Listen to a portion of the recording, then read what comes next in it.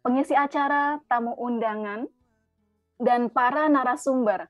Serta terima kasih atas kehadiran dan antusiasmenya pada acara talk show kita pagi ini. Talk show pagi ini adalah pembuka rangkaian acara Mental Health Summit, Think Global, Act Local.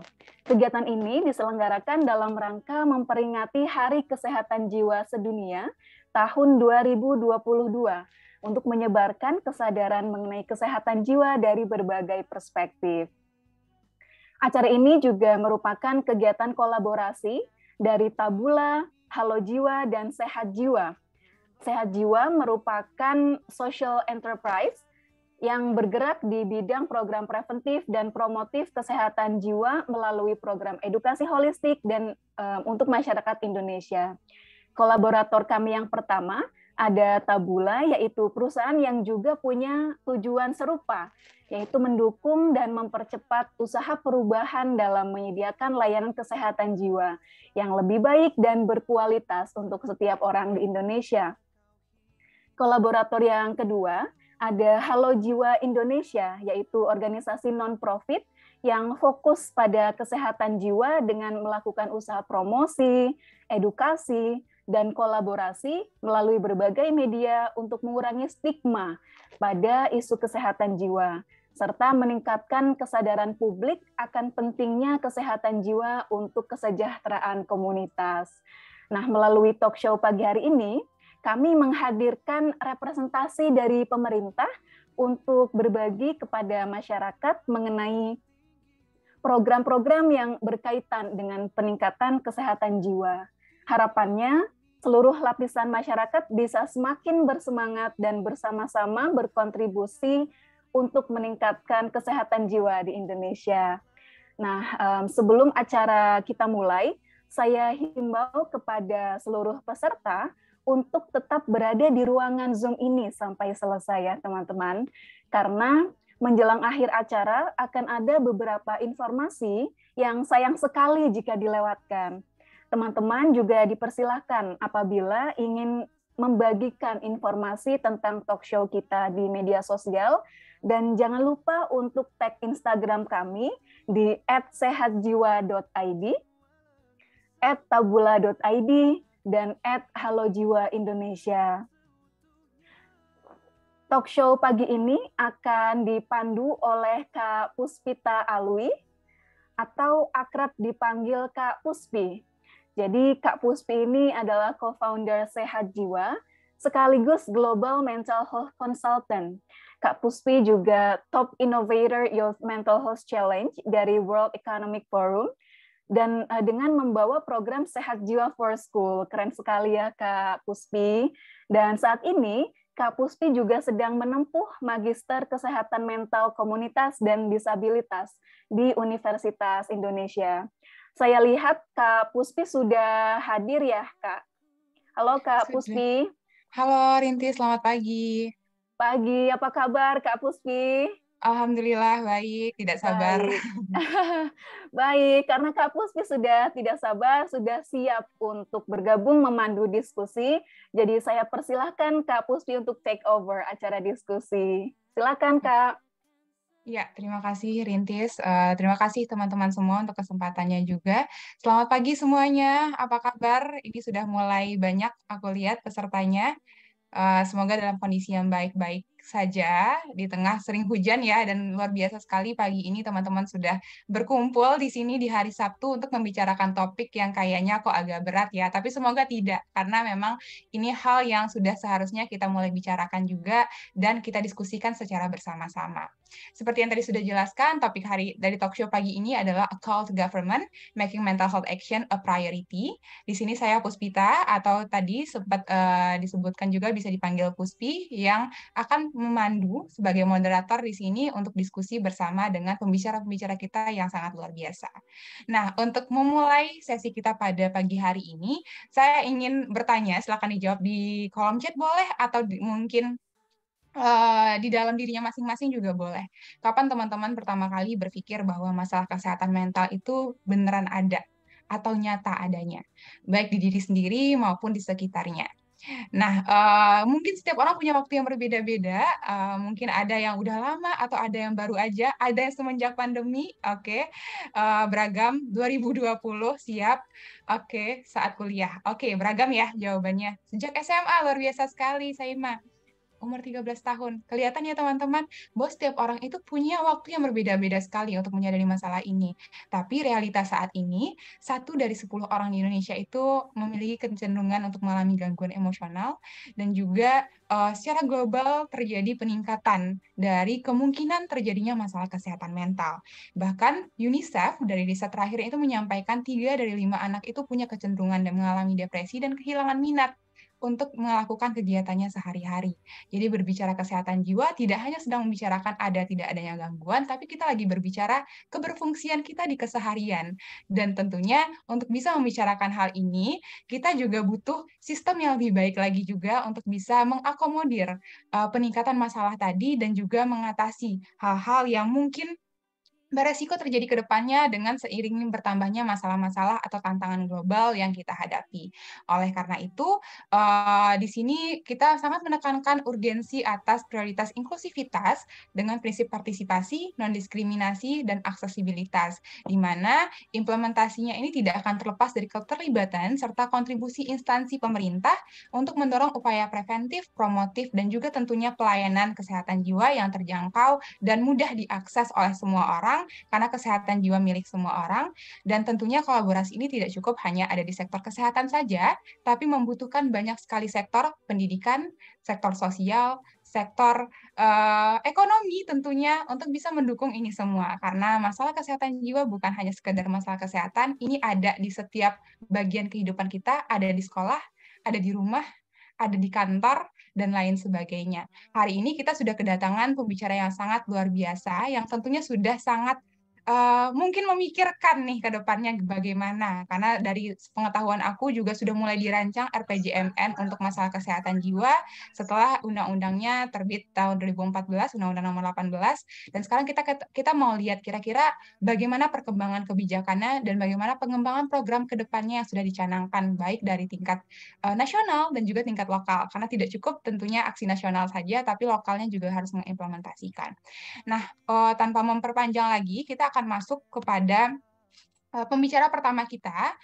Untuk pembicara pertama kita akan mendengar dari pihak nasionalnya dulu. Di sini sebenarnya kita harusnya kedatangan Bapak Pungkas Bajuri, akan tetapi beliau berhalangan hadir, dan untuk kesempatan kali ini diwakilkan oleh Pak Muhammad Zulfikar Arifi, yaitu Koordinator Pelayanan Kesehatan Direktorat Kesehatan dan Gizi Masyarakat, Kementerian PPN dan Bappenas.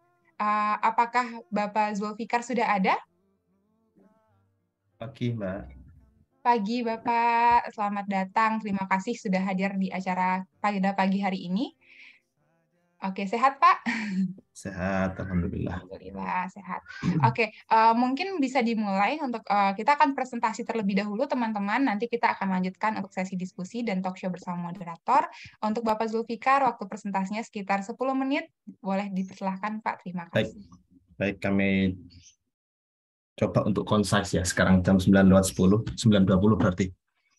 Berusaha untuk tepat waktu, biar mentalnya sehat. Baik, terima kasih Bapak Ibu sekalian.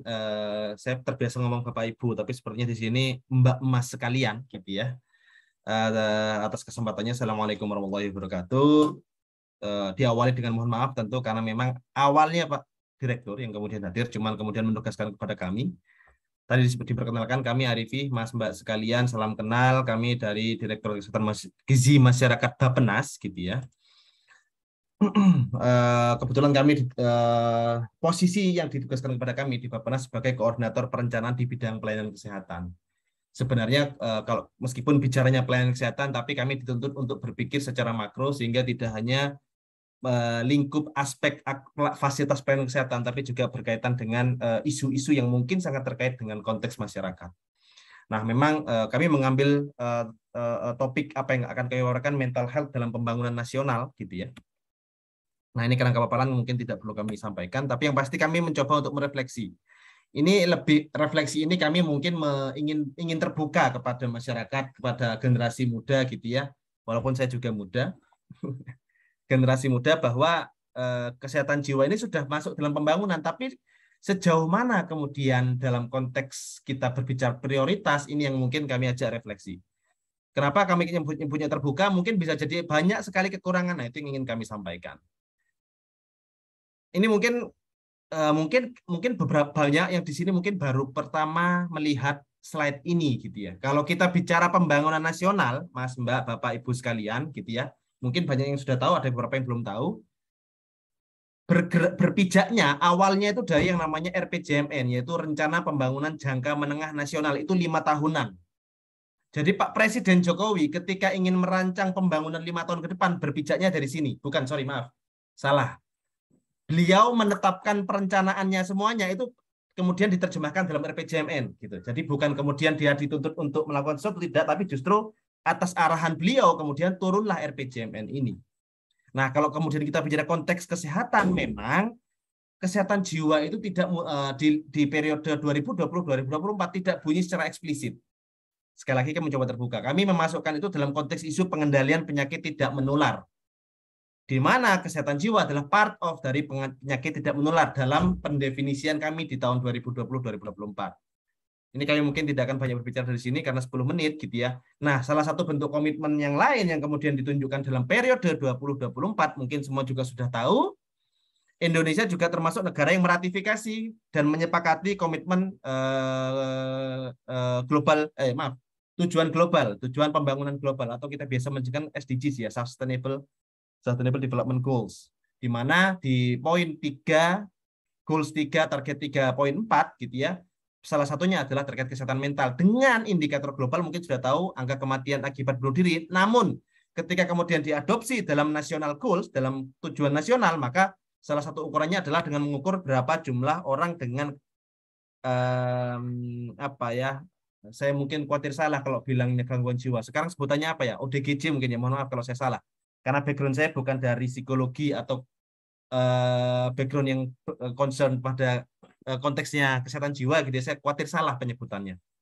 Nah, dari SDGs itu kemudian kami juga menerjemahkan dalam RPJMN itu di 2024 bahwa arah kebijakannya pengendalian penyakit ada 3 utamanya, yaitu deteksi dininya, surveillance di masyarakat, sama pemberdayaan masyarakat. Indikatornya apa terkait ODGJ?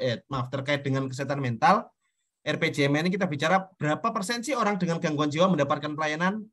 Kemudian juga di daerah kita tuntut ada 1 poin, bahwa setiap daerah harus melayani orang dengan gangguan jiwa dengan target 100%. Tidak, kalau kita bicara 100% berarti total coverage gitu ya. Karena kalau kita bicara total coverage maka tidak boleh ada yang left behind. Nah, kemudian di Kementerian Kesehatan sebagai yang mengampu lead sektor untuk isu kesehatan jiwa gitu ya, mereka menerjemahkan dengan berapa jumlah fasilitas pelayanan kesehatan yang memiliki pelayanan kesehatan jiwa. Itu juga merupakan turunan dari dokumen RPJMN. Ini saya tidak akan menyampaikan karena saya yakin Mas Mbak di sini mungkin mengetahui gitu ya. Ini data-data pemerintah sebenarnya. Jadi pasti sudah terpublikasi kepada masyarakat dan dapat diakses gitu ya. Poinnya, salah satu poin di dot ketiga mungkin yang menjadi penting. Dari 10.205 puskesmas, baru 4.644 puskesmas yang punya pelayanan jiwa. Less than 50% ya, kurang lebih. Jadi dan ini pun tersenter di beberapa provinsi kalau boleh kita refleksi gitu ya. Jadi tidak semua provinsi memiliki pelayanan kesehatan jiwa di puskesmasnya, kira-kira seperti itu. Jadi kenapa kami sebutkan refleksi? Karena ya kami terbuka, ini mungkin capaian pemerintah di periode 2024. Ini saya tidak akan menyampaikan. Waktu saya tinggal 6 menit. Ini saya tidak akan sampaikan, ini hasilnya IHME gitu ya. Mungkin sudah pernah tahu ya, ini hasil dari IHME, ini burden of disease gitu ya. BOD kalau kita bilang, jiwa itu salah satu poin yang menghilangkan waktu produktivitas. Ini sebenarnya ada judulnya. Ini grafik yang menunjukkan seberapa besar penyakit-penyakit yang menghilangkan produktivitas, di mana mental health itu box-nya cukup besar. Salah satunya ada depression sama anxiety gitu ya. Kalau kemudian kita lihat bawahnya. Nah, ini kemudian kita tren antar tahunnya, di mana tahun 2019 mental health itu semakin meningkat gitu ya, dengan anxiety disorders, major depression, schizophrenia dan yang lain itu kemudian menjadi 10 besar beban penyakit di Indonesia. Yang kemudian kita sebutnya, kalau kami di pemerintah itu menyebutnya YLDs, Years Live with Disability gitu ya, di mana mental health termasuk 10 besar penyakit di gangguan di Indonesia yang kemudian menghilangkan waktu produktivitas gitu ya. Tahun yang kemudian hilang karena disabilitas tadi. Salah satunya mental health. Nah, kalau kita bicara urgensi, Indonesia sedang menuju 2045, di mana 2045 itu salah satu ukurannya adalah dependency ratio-nya itu menurun. Kalau kita bicara dependency rasio berarti jumlah orang yang bergantung kepada orang yang produktif itu berkurang. Kira-kira seperti itu. Jadi semuanya bisa produktif secara mandiri. Di sisi lain kita bicara human capital index. Di global kita juga bicara tentang indeks human capital gitu ya. Indonesia juga masih urutan 87. Salah satunya juga kesehatan jiwa punya aspek ke sana. Kemudian dalam pembangunan kita 20 rencana kita membangun manusia gitu ya. Produktivitas itu menjadi poin atas. Poin atasnya itu tujuannya manusia yang berkualitas dan daya saing. Salah satu box tengahnya itu produktivitas. Produktivitas ada di sini kita lihat lintas sektor gitu ya. Ada pendidikannya, ada olahraganya, ada manajemen talentanya, ada pendampingannya, ada kualitas setiap umur siklus hidup gitu ya. Yang itu yang kemudian kami munculkan di dalam dokumen kita. Waktu saya tinggal 4 menit. Nah, karena di dalamnya ditanyakan bahwa bagaimana kemudian Bappenas mendorong kolaborasi lintas sektor, kami menjelaskan sedikit tentang bagaimana kita merencanakan pembangunan. Bahwa prinsip-prinsipnya itu ada aspek prinsip partisipatif, ada prinsip atas bawah dan bawah atas. Kalau pakai bahasa Inggris top down gitu ya. Jadi ada proses di mana kita mendengarkan berbagai macam stakeholders dalam konteks ini, selain kita mempertimbangkan aspek teknokratis dan politis. Kalau teknokratis itu pemikiran berbasis akademis oleh para pakar maupun para birokrat. Politis tentu memasukkan aspek-aspek yang berkaitan dengan visi misi politik dari pimpinan negara terpilih gitu ya. Entah nanti 5 tahun yang akan datang presidennya A, B, C, D gitu ya. Maka itu yang kemudian kita terjemahkan. Selain itu, prinsip yang lain kita juga memasukkan aspek holistik, tematik, dan integratif. Kenapa seperti ini? Karena sebenarnya perencanaan itu dibangunnya didasarkan pada kontribusi dari setiap lintas sektor. Sektor sosial kontribusinya apa untuk satu misi. Sektor kesehatan kontribusinya untuk apa untuk satu misi. Sektor pendidikan kontribusinya apa untuk satu misi. Kira-kira seperti itu. Ujungnya apa? Misi. Misinya apa dulu? Itu yang kemudian kita terjemahkan dalam kontribusi tiap lintas sektor. Nah, 5 tahun yang akan datang, seperti yang disampaikan tadi mungkin oleh Mbak Puspi sebagai moderator gitu ya. Kita saat ini sedang persiapan untuk menyusun RPJMN 25-29. Selain itu ada namanya RPJP, itu 20 tahun, 2025 sampai 2045. Dalam waktu yang bersamaan kita sedang menyusun saat ini. Di mana kita memasukkan isu mental health sebagai salah satu isu yang saat ini sedang kami kulik bahasanya. Sedang kami analisis, sedang kami elaborate, sedang kami explore gitu ya. Yang kami sebut sebagai background study. Kita sedang mereview posisi-posisi itu. Di mana kami mungkin beberapa poin temuan awal yang saat ini kami analisis gitu, ternyata kita harus berpikir sistem gitu kalau kita bicara kesehatan jiwa gitu akhirnya. Mulai dari hulu ke hilir, mulai dari masyarakatnya. Masyarakat ini temuan kami diskusi dengan para pakar gitu ya. Kami sendiri tidak termasuk pakar dalam konteks mental health, tapi kami mencoba menggarisbawahi gitu ya poin-poin yang berpotensi untuk masuk dalam konteks dokumen perencanaan pembangunan ke depan. Psychological first aid di sekolah, pusat aktivitas masyarakat, dan yang lain gitu ya. Di mana kalau kita ujungnya rumah sakit, maka rumah sakit itu tidak perlu terlalu besar. Karena rumah sakit itu adalah fasilitas yang sifatnya sangat rujukan gitu ya, sangat konteks tertentu. Yang mungkin dikedepankan adalah fungsi-fungsi komunitas, fungsi-fungsi komunitas yang ditunjang oleh layanan primer, di mana ada puskesmas dan yang lain. Poinnya di poin nomor 1 di dot kedua, salah satunya adalah kita mungkin akan berbicara lebih jauh tentang bagaimana puskesmas ke depan memiliki tenaga yang memiliki pemahaman dan skill terkait mental health gitu ya. Sebagai psychological first aid tadi. Once seseorang merasa ada tidak nyaman dalam psikologisnya, mereka datang ke puskesmas, maka mereka dapat berhadapan dengan orang yang memiliki konteks itu. Poin lain ini mungkin bisa dibaca, waktu saya 1 menit lagi.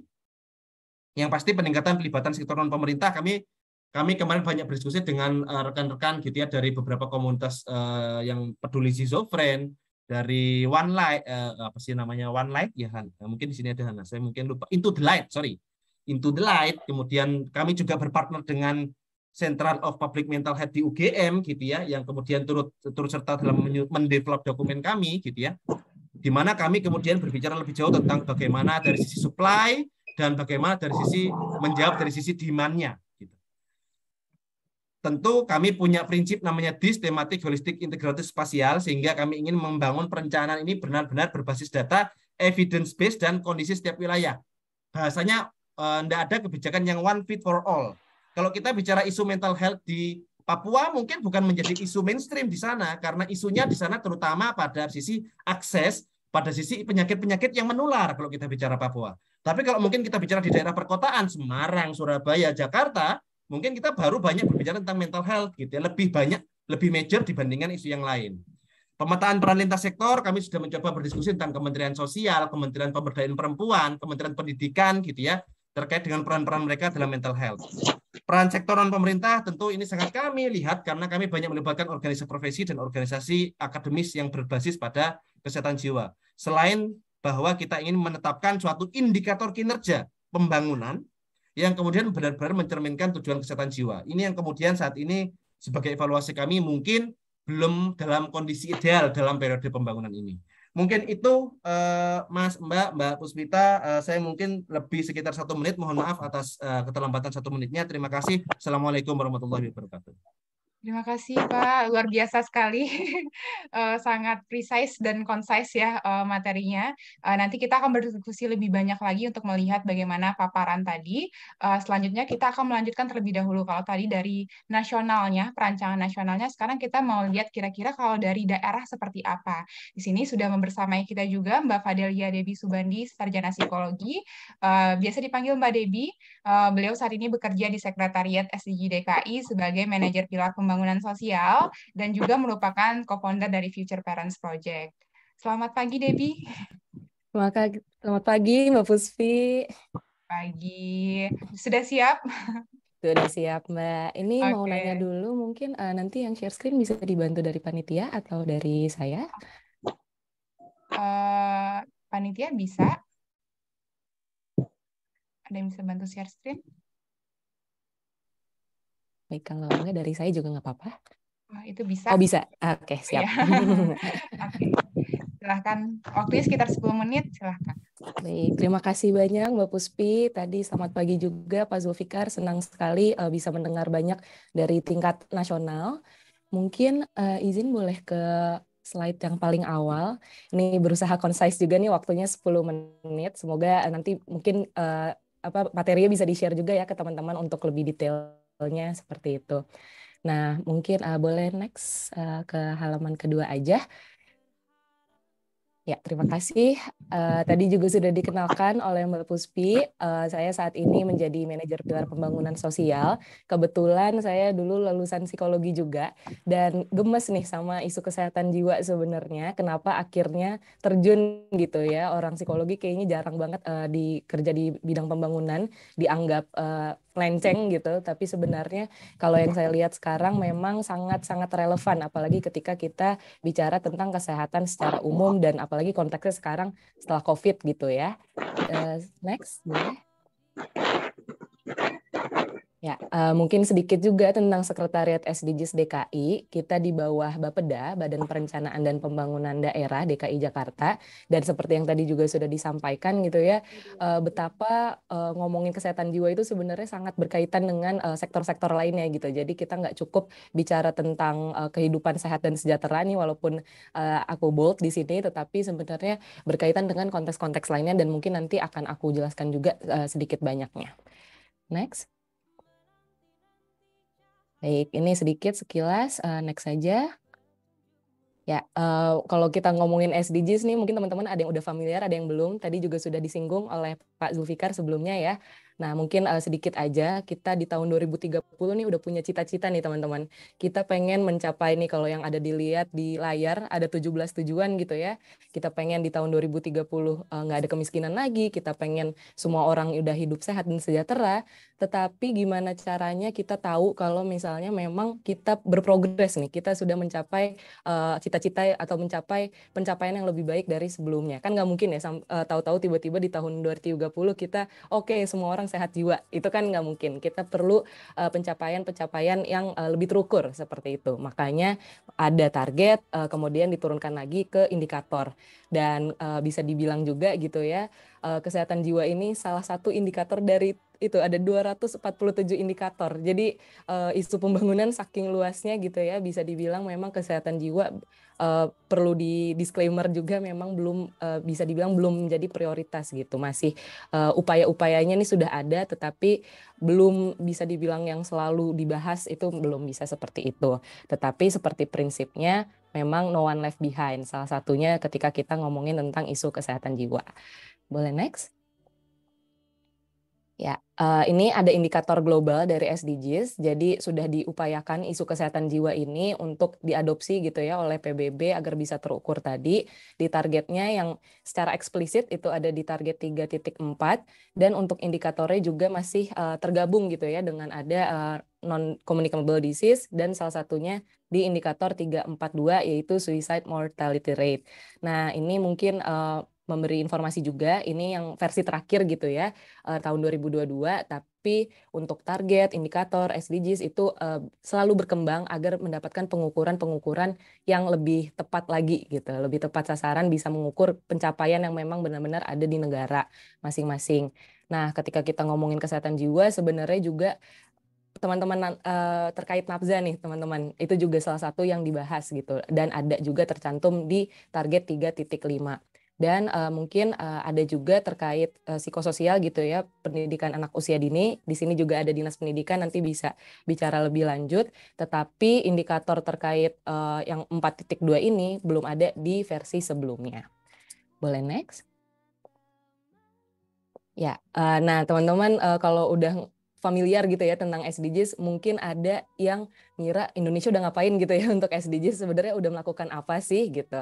Nah, sebenarnya Indonesia ini tuh udah mengadopsi nih tujuan tadi yang ada 17, terus targetnya dan indikator yang dari PBB ke level nasional dan level DKI Jakarta. Nah, kalau di level nasional sendiri nih udah ada peraturan presiden, ada yang terbaru juga di tahun 2022 ini gitu ya, untuk kembali mengingatkan bahwa nih kita punya SDGs, kita tinggal 8 tahun lagi nih tersisa untuk mencapainya. Dan selain adanya peraturan, juga ada rencana aksi nasional. Nah, ada satu yang tahun 2017 dan 2019 ini, dan ada yang paling baru 2021 sampai 2024. Pastinya kita nggak pengen dong cita-cita tadi tuh sekadar jadi cita-cita tanpa ada konkretnya seperti apa. Boleh next? Ya, mungkin ini gambaran saja kalau di yang tahun 2017 sampai 2019 lalu di rencana aksi nasional terkait SDG sudah ada indikator, dan ini tadi juga sudah disampaikan oleh Pak Zulfikar mengenai indikator-indikator yang sudah dicantumkan. Nah, isu-isunya itu lebih cukup eksplisit ya. Jadi semacam bunuh diri, kemudian kabupaten kota yang memiliki puskesmas yang menyelenggarakan upaya kesehatan jiwa gitu. Jadi mungkin itu yang memang sejauh ini masih bisa diukur dengan data seperti itu. Boleh next? Nah, ini juga yang terkait narkoba atau nafza juga ada dibahas di rencana aksi nasional. Next. Ya, mungkin ini tadi aku juga sempat bilang tentang adanya contoh lain gitu ya, atau sektor lain. Nah, ketika kita ngomongin kesehatan jiwa itu ada konteks seperti contohnya bencana gitu. Dan bencana ini seperti yang teman-teman juga lagi dengar ya, akhir-akhir ini banyak berita terkait bencana gitu. Butuhnya adanya pendampingan psikososial pada korban bencana sosial. Dan ini salah satu yang juga sudah diukur sebenarnya melalui rencana aksi nasional SDGs yang kita adopsi nih di level daerah.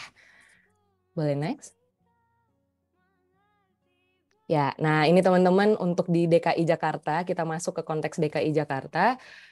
Untuk yang tadi tahun 2017-2019, rencana aksi nasionalnya sudah kita adopsi dalam rencana aksi daerah gitu ya teman-teman. Mungkin banyak nih istilah-istilah ya kayak rencana aksi nasional, rencana aksi daerah.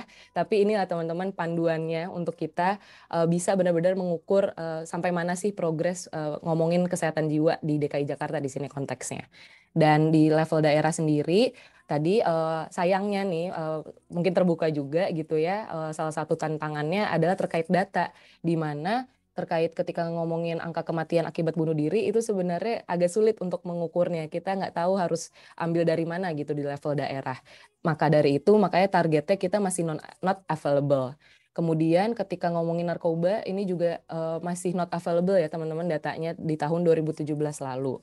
Dan untuk yang satu-satunya ada data nih terkait persentase orang dengan gangguan jiwa yang mendapatkan pelayanan kesehatan sesuai standar. Nah, di sini kita menargetkan tahun 2017 lalu untuk tahun 2022 ini udah sampai di 100 gitu angkanya. Boleh next? Terus saya tinggal 3 menit lagi. Boleh tolong di next? Ya udah. Oke, ini boleh ya. Sorry, yang langsung tampil aja yang setelahnya. Ya, terima kasih. Nah, gimana sih pencapaiannya ya? Tadi kita udah bikin target-target, nggak pengen dong hanya sekedar target. Nah, untuk pencapaiannya sendiri, tadi yang terkait akibat bunuh diri, itu juga tidak ada angkanya gitu ya, tidak ketahuan. Setiap tahunnya kita monitor, setiap semesternya kita laporkan juga. Tapi untuk yang jumlah kabupaten kota yang memiliki puskesmas, alhamdulillah kalau di DKI Jakarta semuanya sudah punya ya layanan kesehatan jiwa. Karena ada 6 kabupaten kota di DKI, jadi 6-6-nya sudah ada. Tetapi tentunya ini masih ada ruang untuk peningkatan ya teman-teman. Dan sedangkan untuk yang indikator terkait ODGJ, yang mendapatkan pelayanan itu juga awalnya 100 nih teman-teman, tapi di akhir ada sempat penurunan jadi 85,95, sehingga ini ada perlu perhatian khusus dan pastinya ini dari teman-teman SDGs DKI akan dibahas dalam laporan kita dan direkomendasikan ke Dinas Kesehatan. Next. Nah, ini juga terkait narkoba, boleh next saja. Nah, iya teman-teman, tantangannya nih kalau di DKI Jakarta, ini contoh aja, Ibu Kepala Dinas Kesehatan DKI Jakarta banyak bicara di berita bahwa di DKI sebenarnya sudah ada gitu ya upaya antisipasi karena apalagi kemarin setelah COVID gitu. Jadi bukan hal yang sama sekali nggak disadari gitu oleh teman-teman perangkat daerah di DKI Jakarta. Tetapi ini mungkin aku izin juga mengambil dari netizen nih di Twitter gitu ya. Ada yang bicara bahwa pengalaman sama psikiaternya itu kurang baik gitu. Jadi ketika mungkin yang mau aku highlight di sini selain bicara tentang akses jumlah, tapi mungkin pelayanan juga memang masih ada yang bisa kita tingkatkan lebih baik lagi. Next. Nah, iya teman-teman, di DKI Jakarta kita ingin menunjukkan upaya atau komitmen kita juga. Tadi kalau di tingkat nasional ada RPJMN gitu, ada RPJP yang sedang disusun. Nah, kita saat ini ada rencana pembangunan daerah dan kesehatan mental sudah eksplisit tertulis dalam situ, bahkan dalam salah satu isu strategis gitu ya. Isu strategis pembangunan DKI Jakarta ada satu bicara tentang ketahanan terhadap bencana, dan dalam ketahanan bencana ini termasuk kemarin seperti pandemi ya. Dan dari situlah kita belajar bahwa kesehatan masyarakat itu termasuk dengan kesehatan mental. Jadi dukungan berbasis fasilitas dan komunitas itu hal yang perlu diupayakan lebih jauh lagi. Mungkin sebelum lanjut, Mbak Puspi, apakah saya boleh izin tambah waktu sedikit ya? Boleh. Silakan 2 menit ya, Clara. Siap. Terima kasih Mbak Puspi. Mohon maaf sebelumnya. Boleh next. Ya teman-teman, mungkin ini bisa dibaca nanti saja, izin boleh next sampai ke upaya. Nah ini ada tadi ada beberapa buku panduan atau buku putih yang sudah dilakukan di DKI Jakarta juga, ini bisa dibaca lebih lanjut, ada kesehatan mental di dalamnya. Boleh next. Ya, upayanya yang pertama pasti di layanan tingkat fasilitas kesehatan pertama dulu, jadi sudah ada kerjasama juga dengan Universitas Atmajaya ya untuk membicarakan tentang juknis manajemen pelayanan kesehatan jiwa di puskesmas. Jadi di tataran grassroots atau di tataran lapangan tuh seperti apa, itu sudah ada kolaborasinya juga. Boleh next. Ya, ini kemudian ada nih inisiatif dari Pemprov DKI Jakarta yaitu bernama Sahabat Jiwa dan e-Jiwa yang bisa diakses oleh teman-teman melalui aplikasi Jaki. Boleh next? Ya, nih teman-teman. Jadi teman-teman mohon maaf sekali juga ini masih untuk KTP Jakarta gitu ya. Tapi di sini sudah ada kerjasama yang dilakukan agar akses yang dimiliki oleh masyarakat lebih mudah nih. Karena kadang kan kita malu gitu ya untuk datang ke puskesmas, malu bilang ke orang, izin ke orang tua gitu ya kalau misalnya kita butuh bantuan kadang. Jadi ini sudah disediakan melalui layanan digital gitu ya. Tinggal teman-teman download aplikasi Jaki dan di situ sudah ada curhat online, dan dalam pengembangan juga ada panic button gitu ya apabila teman-teman atau ada teman dari teman-teman merasa ingin bunuh diri. Boleh next? Ya, ini ada banyak juga upaya komunikasi, informasi, dan edukasi yang diberikan oleh Dinas Kesehatan DKI Jakarta mengenai kesehatan jiwa. Boleh next. Nah, ini teman-teman mungkin ada pernah dengar juga tentang Plus Jakarta. Sehat Jiwa juga sudah pernah berkolaborasi ya di Plus Jakarta gitu, membuat nasihat sehat waktu itu mengenai jangan sampai burnout. Ini upaya-upaya karena pelayanan kesehatan jiwa perlu ada langkah preventifnya juga seperti di langkah komunitas seperti yang teman-teman lakukan pada hari ini. Inilah salah satu contoh-contoh wujud upaya yang sudah dilakukan. Boleh next lagi. Ya, ini aku juga apresiasi banget gitu ya dengan Sehat Jiwa sudah masuk juga di dalam UN SDG Actions dan pernah ke sekolah juga untuk melakukan langkah-langkah preventif ke komunitas. Boleh next. Mungkin ini ada contoh dari komunitas lain gitu ya. Aku mohon maaf mungkin sebelumnya juga meng-highlight komunitas atau kolaborasi lain karena menurut aku semakin banyak itu semakin baik ya. The more the merrier ketika kita ngomongin kesehatan jiwa, dan ini sudah berkolaborasi juga dengan Dinkes dan Dinas Pendidikan DKI Jakarta. Baik, boleh. Ya, ini kalau dirangkum kira-kira yang masih perlu ditingkatkan gitu ya, kualitas pelayanan berbasis fasilitas itu sendiri di layanan primer, kemudian di basis langkah preventif di berbasis komunitas, dan juga data karena sayang sekali SDGs ini yang terbaru tidak ada indikator terkait kesehatan jiwanya nih. Jadi mungkin perlu indikator-indikator lain gitu ya, tidak melalui SDGs. Baik, boleh next. Ya, ini sedikit rujukannya. Next. Ya, terima kasih banyak. Mohon maaf sekali melewati waktunya. Nanti kita bisa diskusi lebih lanjut. Terima kasih Mbak Puspi dan Terima kasih juga teman-teman. Mbak Debbie untuk paparannya yang juga sangat luar biasa ya. Tadi kita udah lihat dari dua sisi, dari sisi nasional seperti apa, dari sisi daerah juga seperti apa, dan saya termasuk orang yang bersyukur karena 3 tahun nih Sehat Jiwa undang pemerintah di setiap UMHD-nya, dan hari ini mungkin yang paling ada harapannya gitu kalau Sehat Jiwa ngelihatnya. Jadi luar biasa sekali paparannya. Kita akan masuk ke sesi diskusi talk show teman-teman, dan di sini saya mohon izin mengundang semua pembicaranya untuk kembali hadir bersama kita semua. Dan juga kita ada satu pembicara lagi yang akan ikut berdiskusi bersama kita, ada Bapak Purwo Susilo, MPD. Beliau merupakan Wakil Kepala Dinas Pendidikan Provinsi DKI Jakarta, yang mungkin di sini kita apresiasi juga Bapak untuk kehadirannya, dan ingin dengar juga kira-kira dari segi implementer ya. Tadi kan kalau Bappenas, Bapeda mungkin merancang gitu, kalau dari Disdik mungkin yang menerapkan kira-kira akan seperti apa nantinya. Kita akan berdiskusi sekitar 20 menit ke depan tentang tataran implementasinya. Oke, mungkin untuk mengawali sesi diskusi kita, saya mau bertanya mungkin ya, tadi sempat dijelaskan juga bahwa kompleks sekali masalahnya gitu kan, kompleks sekali dan banyak sekali tantangannya baik dari segi data, segi akses dan lain sebagainya. Mungkin pertama saya mau ke Pak Purwo Susilo dulu Pak, kalau untuk di Disdik DKI Jakarta sendiri sejauh ini sudah bagaimana implementasi dari hal-hal yang tadi mungkin mulai sudah dirancang oleh Bappenas ataupun Bapeda. Baik, terima kasih. Assalamualaikum warahmatullahi wabarakatuh. Selamat pagi. Terima kasih Bu Puspita, dan sama-sama kita hormati Bapak Muhammad Zulfikar Tarmizi, Koordinator Pelayanan Kesehatan, Direktorat Kesehatan dan Gizi Masyarakat, Kementerian Bappenas ya Pak. Terima kasih Pak, tadi materinya luar biasa, manfaat banget bagi kita semua. Yang saya hormati Ibu Fadelia Debbie. Ini udah sering sekali nih kalau dinas pendidikan. Terima kasih Ibu. Mudah-mudahan kalau kamu terkait dengan urusan dinas pendidikan, mudah-mudahan banyak sekali para pihak yang terus sumbangsi terhadap anak-anak kita ya. Begini Bu Puspita, kalau di sudut pandang dari dinas pendidikan, bahwa kami di Dinas Pendidikan itu tidak hanya concern pada kesehatan jiwa.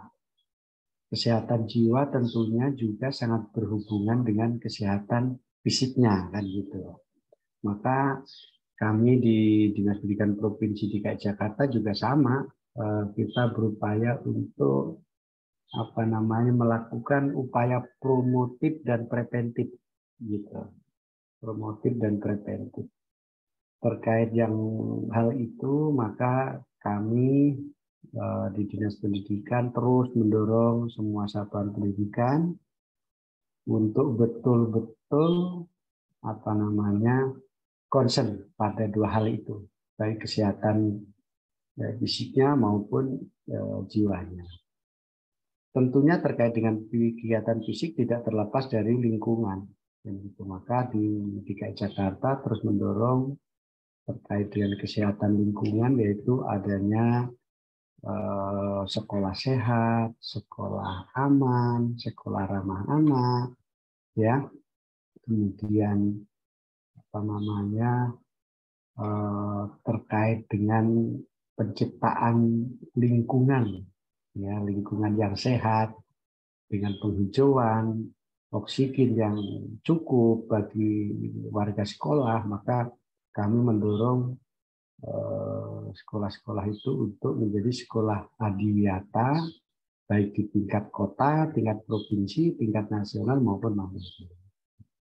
Dengan dimulai dari budaya pola hidup bersih dan sehat, ya, PHBS, di semua jajaran di satuan pendidikan, baik untuk pendidik, tenaga pendidikan peserta didik maupun orang tua peserta didik, maka kami berharap lingkungannya itu sehat. Setelah lingkungan sehat, maka perilakunya bagi warganya juga harus perilaku hidup sehat. Kemudian dalam saat ini, dalam kenyataannya, banyak para masyarakat yang terus memberikan masukan pada kami terkait dengan antisipasi ada ada hal yang mengganggu tentang kesehatan jiwa terkait pandemi dan gitu. Maka kami melakukan beberapa hal, satu diantaranya berkolaborasi dengan lintas perangkat daerah, ya, dan berkolaborasi dengan para kolaborator yang lain. Itu terkait dengan kesehatan jiwa, kestabilan jiwa anak-anak kita yang dampak dari pandemi.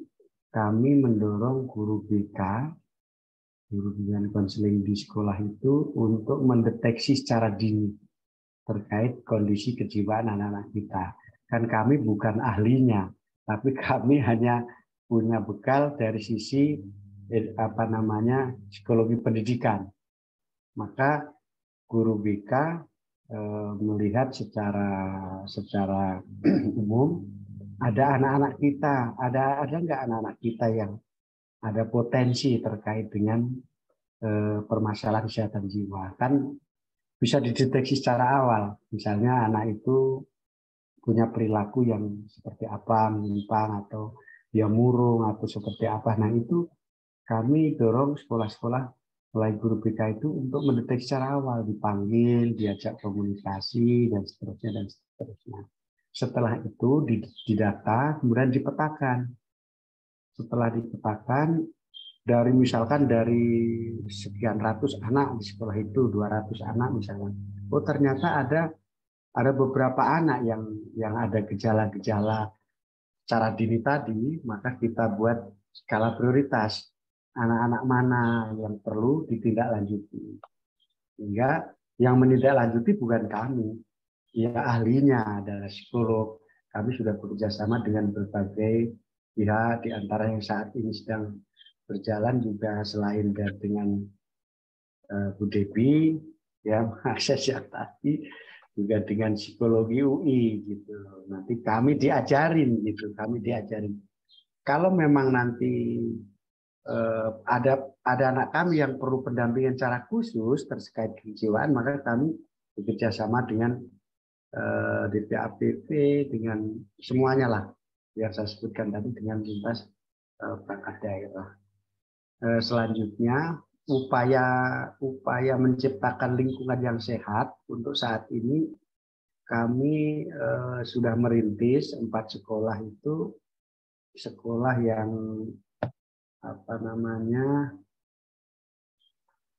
berbasis net zero health, ya, berbasis net zero. Jadi kalau lihat di internet gitu ya, sekarang lagi viral terkait sekolah net zero di DKI Jakarta ada 4, ya, ada 4 yang sudah diresmikan oleh pimpinan, di mana sekolah net zero kami yang juga kami itu insya Allah terus ke depan seperti itu, gitu, ya, itu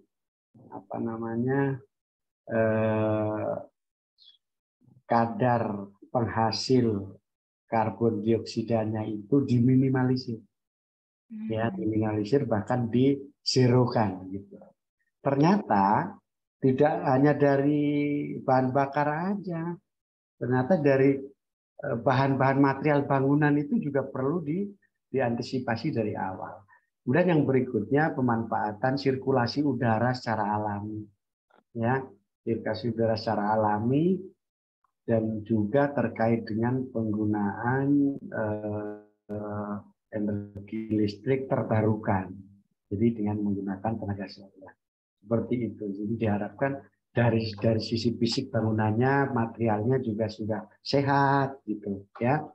Kemudian sirkulasi udaranya juga sehat, pencahayaannya juga sehat, gitu. Seperti itu untuk konsep net zero. Nanti bisa didalami lagi. Saya rasa itu untuk pandangan kami dari ini, dia sangat berhubungan antara kesehatan jiwa dengan kesehatan fisik, sehingga kami dua-duanya jalan, ya. Terima kasih. Luar biasa sekali, Pak. Iya, setuju juga ya, karena memang kita nggak bisa hanya membahas emosionalnya saja, tapi juga lingkungan itu sangat mempengaruhi juga. Dan mulai banyak Pak juga yang mengaitkan antara kaitan kesehatan mental dengan perubahan iklim dan lain sebagainya, yang tentu juga kita perlu perhatikan ya. Nah, mungkin pertanyaan berikutnya untuk semua narasumber, kira-kira dengan rancangan-rancangan yang tadi sudah dibuat, apa menurut narasumber yang akan menjadi tantangan yang paling besar untuk itu sulit gitu ya diimplementasikan, karena kita sama-sama masih belajar ya terkait kesehatan jiwa ini juga gitu. Tapi gimana kira-kira yang mungkin tantangan apa yang mungkin terjadi sehingga itu tidak mungkin sulit untuk diimplementasikan? Mungkin bisa dari Bappenas terlebih dahulu. Sebentar. Ya. Biar lebih jelas pakai headset. Siapa Pak? Suara saya terdengar jelas ya, Mbak? Terdengar. Baik. Nah, baik Bapak Ibu sekalian, teman-teman, Mas Mbak sekalian. Sebenarnya kalau kita bicara tantangan terbesar gitu ya, tantangan terbesar, ketika bicara tantangan berarti mungkin mindsetnya bukan suatu kendala ya, tapi sesuatu yang kemudian kita harus cari cara gitu ya. Kalau kita bicara dalam konteks nasional, tantangan terbesar saat ini adalah terkait dengan tantangan pembangunan saat ini adalah salah satunya adalah dari satu mungkin ya, desentralisasi itu menjadi poin penting, tantangan yang saat ini sedang kita cari. Kalau obatnya gitu kira-kira. Karena karena kami di nasional gitu ya, kami harus menghadapi minimal, apalagi sekarang ada daerah otonomi baru, kalau saat ini 34 provinsi dengan 514 kabupaten kota. Yang setiap daerah itu sudah diberikan kewenangan otonomi masing-masing dalam mengurusi wilayahnya. Nah, kalau kami selalu mengatakan gitu ya, sinkronisasi adalah suatu term yang sangat mudah kita ucapkan, tapi ketika kita menyelaraskan dalam konteks lapangan gitu ya, itu kita nggak bisa dengan mudah gitu ya. Setiap kepala daerah punya visi misi politik masing-masing gitu ya. Apalagi tadi kami sampaikan Bapak Ibu sekalian, Mbak Mas sekalian gitu ya, kita mencoba menerapkan kebijakan yang tidak one fit for all gitu akhirnya. Karena kalau kita melihat berkaca gitu ya saat ini, mungkin seperti yang saya sampaikan, mungkin daerah seperti Maluku, NTT, Papua gitu ya, kalau kemudian diajak bicara lebih jauh tentang mental health, mungkin itu akan menjadi prioritas kesekian bagi mereka. Itu masih bicara kesehatan loh. Mereka masih berkutik pada penyakit-penyakit di zaman Fir'aun mungkin kalau boleh saya bilang, penyakit-penyakit menular yang sebenarnya sudah tidak ada harusnya di zaman modern ini gitu ya. tapi faktanya eksis di daerah mereka. Sehingga mereka kemudian menghabiskan resource mereka terutama pada aspek itu gitu ya.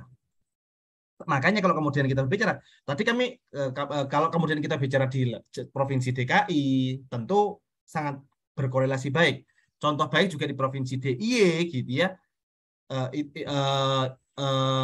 Mereka berkembang secara mandiri bahkan jauh lebih dari ekspektasi yang diharapkan oleh pemerintah pusat dalam konteks kesehatan jiwa. Ketika belum ada suatu standar, ada seorang sarjana psikologi di puskesmas, di kedua wilayah tersebut sudah ada gitu ya. Standar bahwa puskesmas itu ada sarjana psikologi gitu ya. Nah, itu yang kemudian berkembang secara mandiri. Itu yang pertama mungkin. Tantangan pertama.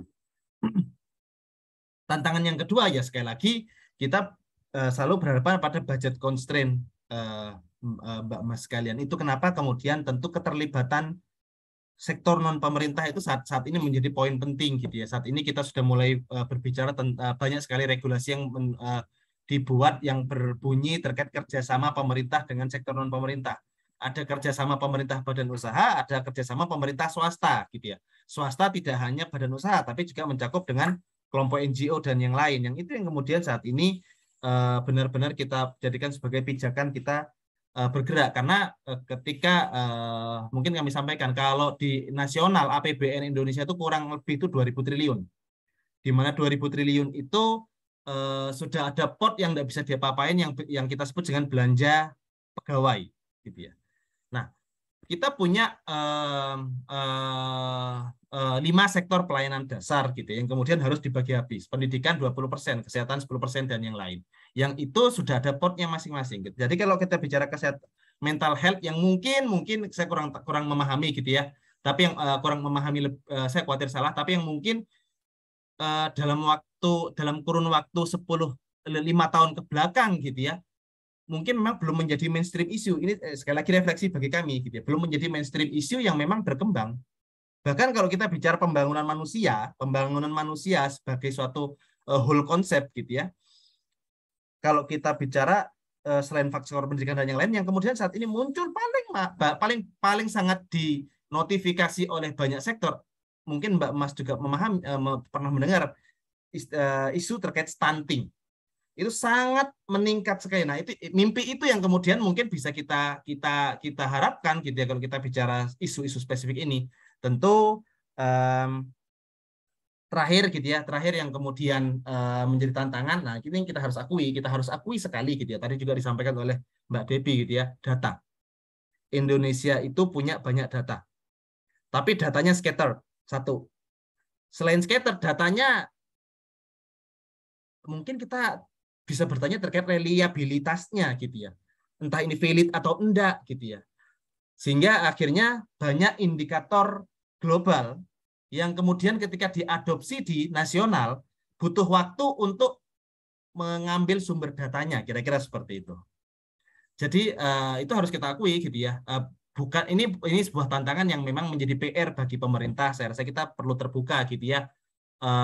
Kita punya berbagai macam lembaga riset, BPS salah satu sebagai corong kita data, tapi dengan keterbatasan resource juga mereka tentu tidak bisa dipaksakan untuk data-data yang cukup banyak gitu ya. Sehingga ini yang kemudian muncul beberapa aspek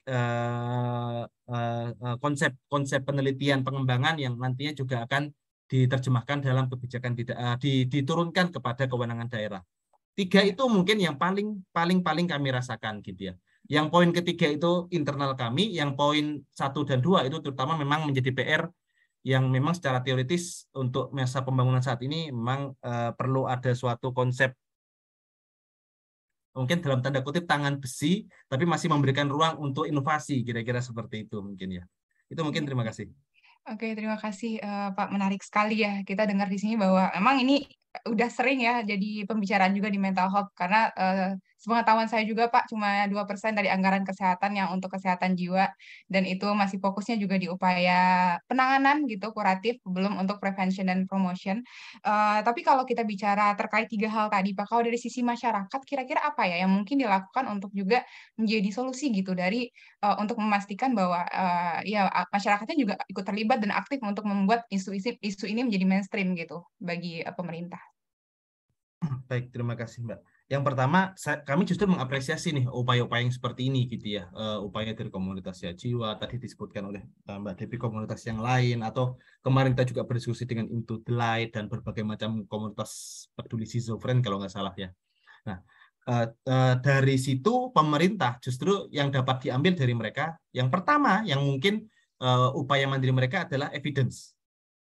Yang itu yang kami dapatkan. Kami banyak mendapatkan informasi mungkin dari survei-survei mandiri, atau meskipun mungkin skalanya tidak sebesar skala survei yang dilakukan oleh pemerintah gitu ya, tapi paling tidak itu menjadi suatu representasi kondisi di masyarakat seperti apa. Itu yang kami dapatkan, yang kemudian kami coba telaah lebih jauh.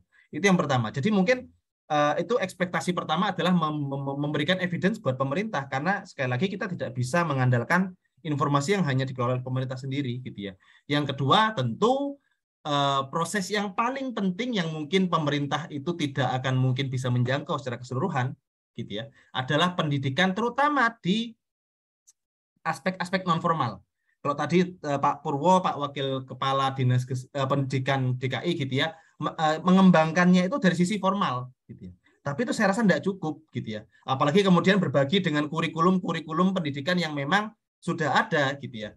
Sehingga memang perlu disertai dengan aspek-aspek yang sifatnya di luar konteks formal gitu ya. Yang ketiga itu kan yang kami mencoba mempelajari gitu ya dalam menyusun sebuah sistem. Yang lag biasanya adalah kita tidak kita mungkin kurang meng-acknowledge konsep partisipasi masyarakat dalam sistem. Kita terlalu fokus pada institusi formal yang kemudian bagian dari sistem, kira-kira seperti itu. Sehingga itu kenapa tadi dalam segitiga itu sebenarnya kami juga mendapatkan paparnya dari pakar gitu ya. Kami mencoba mempelajari. Kita perlu meng-acknowledge itu sebagai bagian dari sistem. Contoh paling penting aja, contoh paling penting. Contoh paling gampang. Kalau kita bicara gizi aja, ini mungkin di luar konteks mental health. Kalau bicara gizi, ada yang namanya posyandu. Tapi apakah posyandu itu kan bentuk keterlibatan masyarakat paling bawah dalam konteks isu gizi. Tapi faktanya apakah kemudian posyandu ini diberikan apresiasi yang cukup, di-acknowledge sebagai bagian dari sistem yang memang menunjang gitu ya, itu belum. Itu evaluasi bagi kami. Nah, itu yang kemudian kami pelajari bagaimana caranya dalam isu, salah satunya dalam konteks mental health, mau tidak mau memang apapun yang dilakukan oleh sektor non pemerintah itu menjadi bagian penting gitu ya. Sehingga kalau kami boleh wrap dari apa yang kami sampaikan, paling mudah adalah evidence, menyajikan informasi kepada kami. Itu merupakan satu kontribusi yang cukup besar. Apalagi kalau kemudian disertai best practice di lapangan gitu ya. Karena biasanya kami pemerintah itu selalu menyebut, kenapa kemarin kami mengundang Into the Light dan yang lain, karena kami mendengar ada best practice yang dilakukan gitu dalam sektor perencanaan terutama. Sehingga dari situlah kemudian kami mempelajari kira-kira kalau kemudian diadopsi dalam program pemerintah, kita menelaah siapa yang akan mengampu, sektor mana, kementerian lembaga mana yang mengampu dalam regulasinya, dan membutuhkan dukungan dari sektor apa saja untuk melaksanakan itu. Karena mungkin bukan suatu apologi, tapi kalau sudah masuk dalam manajemen birokrasi, Mbak Mas sekalian, perlu waktu yang cukup effort yang cukup besar untuk kemudian menerapkan yang mudah kalau kita bicara di sektor non pemerintah, kira-kira seperti itu. Ya, makasih. Ya. Terima kasih Pak, luar biasa sekali. Dan tentunya di sini peran teman-teman juga penting ya, dimana tadi kalau kita bicara evidence, itu juga pelaporan masyarakat atau masyarakat yang lebih terbuka untuk membicarakan ini dan juga mencari bantuan itu juga jadi data yang sangat penting untuk mendorong pengembangan kebijakan di mental health ini. Oke, mungkin kita sekarang ke Debbie dari Bapeda Jakarta nih. Kalau dari Bapeda sendiri, kira-kira tantangan apa nih yang mungkin selain yang disebutkan tadi, adakah tantangan lain nih kira-kira? Baik, terima kasih Mbak Puspi. Kayaknya tadi hampir semuanya sudah disampaikan ya oleh Pak Zulfikar. Memang itu pada lokasi, misalnya pada tingkat provinsi juga ditemukan seperti tadi masalah data, kemudian masalah budget gitu ya. Tetapi memang sebenarnya secara budget sendiri, anggaran itu sudah ada gitu ya. Kalau mau dibaca lebih lanjut itu ada di laporan SDGs juga. Jadi agak sekalian promosi gitu ya. Itu ada di bagian lampiran sudah terbuka, transparan, bisa diakses oleh masyarakat. Dicari bagian mana yang memang membahas tentang kesehatan jiwa. Nah, mungkin aspek lainnya ini hasil koordinasi, hasil diskusi gitu ya dengan teman-teman dinas kesehatan yang lebih mendalami tusinya juga terkait kesehatan jiwa. Itu memang mungkin tadi aspek promosinya gitu Mbak Puspi. Jadi teman-teman udah membuat inisiatif misalnya dari pemerintah, tetapi mungkin belum diketahui oleh lebih banyak masyarakat gitu. Jadi salah satu yang mungkin bisa dilakukan juga oleh teman-teman yang di sini yang hadir, salah satunya dengan menggunakan gitu kan, dengan menggunakan tadi misalnya sahabat jiwa atau ijiwa, dan misalnya memang ada evaluasi itu bisa disampaikan seperti itu. Karena berdasarkan yang sudah ada sejauh ini saja, informasinya hampir setengahnya ya dari screeningnya itu ada masalah gangguan gitu. Misalnya dari screening saja udah kelihatan 50%-nya informasi dari dinas kesehatan seperti itu. Jadi mungkin apabila outreach lebih banyak, digunakan oleh lebih banyak lagi, itu bisa menjadi evaluasi gitu ya. Jadi pada dinas kesehatan, apalagi yang tadi kita udah bikin perencanaan nih, kesehatan mental udah tercantum segala macam di berbagai buku putih kita, di white paper udah tercantum di rencana pembangunan daerah, tetapi tentunya di tataran implementasi di perlu banyak juga nih yang menggunakan biar nantinya bisa ketahuan juga apa bagian aspek-aspek apa yang bisa diperbaiki. Mungkin itu salah satunya menyampaikan yang teman-teman dinas kesehatan sampaikan salah satu tantangan implementasinya. Begitu Mbak Puspi. Ya, terima kasih Mbak Debbie. Iya, ini juga menarik ya teman-teman, karena mungkin waktu itu saya juga pernah Bapak dan Ibu punya pengalaman ya bahwa kita coba nih memasukkan inisiatif kita ke report dari Bappenas juga dan juga report SDG yang dari UN. Itu menarik kalau menurut saya, karena waktu itu saya ngelihat wah, kok cuma satu inisiatif ya gitu tentang mental health yang memang fokusnya di mental health yang dilaporkan kepada government. Padahal kalau mungkin lebih banyak lagi akan terlihat bahwa memang orang yang fokus di isu ini tuh banyak dan sebenarnya bisa jadi best practice untuk banyak orang juga gitu. Karena satu tangan nggak cukup ya ternyata untuk mental health ini. Oke, kita sekarang ke Pak Purwosusilo nih Pak. Saya ingin bertanya juga, sebenarnya ketantangan juga sih Pak, karena yang menarik ketika saya pergi ke sektor pendidikan gitu ya, ketika pergi ke sekolah-sekolah dan lain sebagainya, masih ada nih Pak yang berpikir bahwa tapi anak saya nggak ada yang gila gitu, tapi anak saya nggak ada yang gangguan gitu. Kayaknya kita nggak butuh di program mental health gitu. Jadi ada penolakan nih Pak, ketika kita coba untuk mendatangi sekolah-sekolah, walaupun kita juga tahu ya tantangan pendidikan itu banyak sekali, tapi tentunya menurut UNICEF tadi sudah saya sempat sebutkan juga, 3 dari 5 anak sekarang itu sudah mulai kehilangan minat Pak untuk beraktivitas dan juga mulai ada depresinya juga nih. Ini gimana menurut Bapak?